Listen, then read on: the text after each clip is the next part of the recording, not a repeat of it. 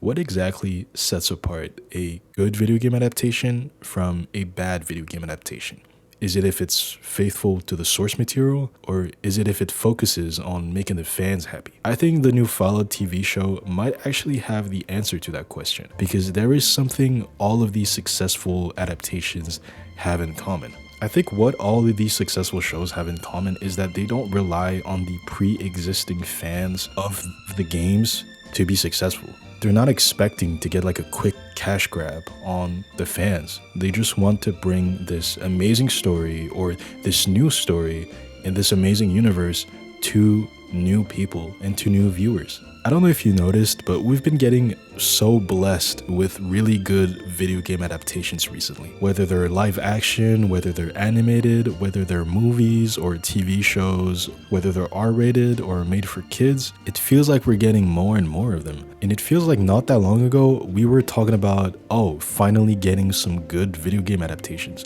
When The Last of Us came out, when Cyberpunk Edge Runners came out, people were saying like, oh, it's breaking the video game adaptation curse, or it's the first adaptation that's actually good. But recently, more and more adaptations are being released, and most of them have either a huge impact on the industry or they're amazing, pretty much masterpieces.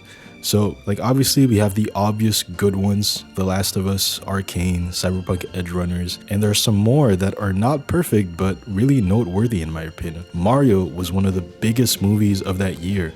Five Nights at Freddy's, also huge, even though story-wise it was a bit disappointing. I think, like, culturally, it was still a very big hit and everyone was talking about it. Castlevania is also great. I think it's pretty underrated. And Sonic even has a trilogy now. And right now, I'm just looking back at the last few years. If we look ahead, there's even more to look forward to. But for me, what I'm looking forward to the most is the God of War TV show adaptation for Amazon Prime. Watching how Amazon Prime has been moving recently with Invincible, The Boys, and now Fallout, I think when it comes to R-rated TV shows and like not shying away from brutal scenes, I think God of War is such a good fit for that streaming service. Ghost of Tsushima is getting a movie from the director of John Wick. He came from a stuntman background, and obviously he already proved himself as one of the best action directors of all time just off the John Wick series, and I'm excited to see what he does with Ghost of Tsushima. Hideo Kojima is also working on a Death Stranding movie with A24, and honestly I wouldn't be surprised if most of the cast came back for round 2. And I'm also very excited for season 2 of The Last of Us. I think first season was great. It was very faithful to the original. I think it was a great way to introduce people to that world and that story. And part 2 is pretty controversial. I personally love it, but I'm really excited to see where they take this season, because I think they're not going to cover the whole game, so there's obviously going to be a lot of changes. But yeah, all of this is to say adaptations have been great all around. Not only have we gotten like masterpiece level stuff, we've been getting like blockbusters and things that really impact the industry and like things that impact culture. But honestly, I'm not surprised. I don't know if you knew this, but the video game industry is massive, like huge. Just to put you in perspective, the video game industry makes more money than the movie and music industry combined. So anyway, where does Fallout fit in all this?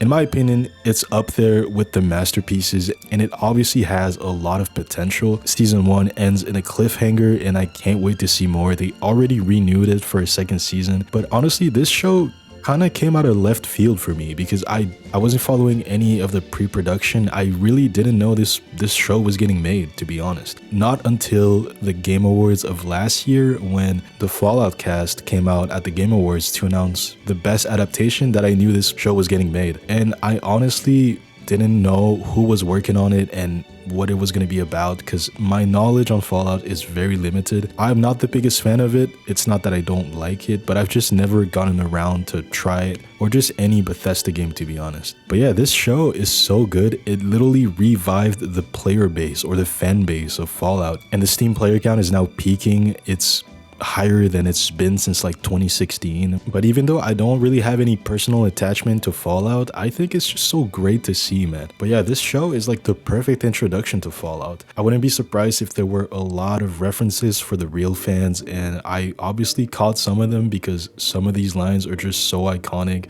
like war never changes, and the same music they used in the games. Speaking of the music, the soundtrack is actually insane in this show. They use a lot of licensed music and all of it fits so incredibly well. Every time they use music, it's so powerful. Combined with the cinematography and the art direction, I think it's such a unique and interesting setting. The 50s aesthetic with like sci-fi is so sick in my opinion. There's something about like the post-war enthusiasm and also nuclear doom that makes for such an interesting clash of emotions. And I love the humor and the tone of the universe. It doesn't take itself too seriously despite, you know, it being the end of the world and having pretty heavy like subject matters. But yeah, all of it is great. I love the heavy use of practical effects. The power armor being practical is such a good call in my opinion. And I heard they shot a lot of it on location, and you can tell they used actual sets for this show, and you just don't get to see a lot of that anymore. It's kind of funny how Christopher Nolan went and made Oppenheimer,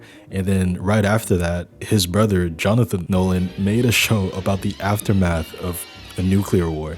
I think it's such a funny coincidence. But yeah, I'm gonna give Fallout Season 1 a 9 out of 10. I know it's a little high, but in my opinion, a show doesn't have to be perfect to have a high score. I think a score is more of a feeling. At the end of the day, it's just arbitrary numbers. And yeah, I'm very excited for Season 2. But yeah, I can't be the only one that this show gave them a reason to start playing the games. So I just started playing New Vegas, so I guess that'll have to do until Season 2 comes out. If you want more reviews like these, subscribing would really help me out a lot. And if I don't have any new uploads, you can check out my last review on Civil War. It was a pretty good movie, but some of its marketing was a little misleading, and I think that led to a lot of people misunderstanding the meaning of the movie. But yeah, anyway, see ya.